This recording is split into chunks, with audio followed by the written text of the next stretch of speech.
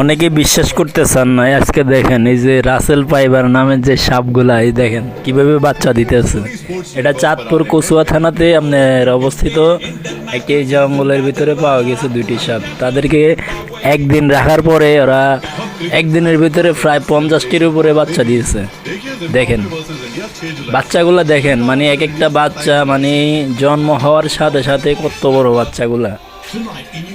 আপনারা অনেকে বিশ্বাস করতে চান না, দেখেন বাস্তবে বাচ্চাগুলা এই যে খুবই ভয়ঙ্কর বিষধর সাপগুলো দেখতে মানে খুবই ভয়ঙ্কর। আর এগুলার বিষ মনে করেন মারাত্মক বিষ, এগুলা যারা একবার কামড় দেবে বাঁচার কোনো আশা নাই। দেখেন সাপগুলা, তাই বলতেছি সবাইকে একটু সতর্কভাবে থাকার জন্য বিশেষভাবে অনুরোধ করা যাচ্ছে। এই সাপ খুবই ভয়ঙ্কর এবং বিষধর, তাই সবাইকে ধন্যবাদ।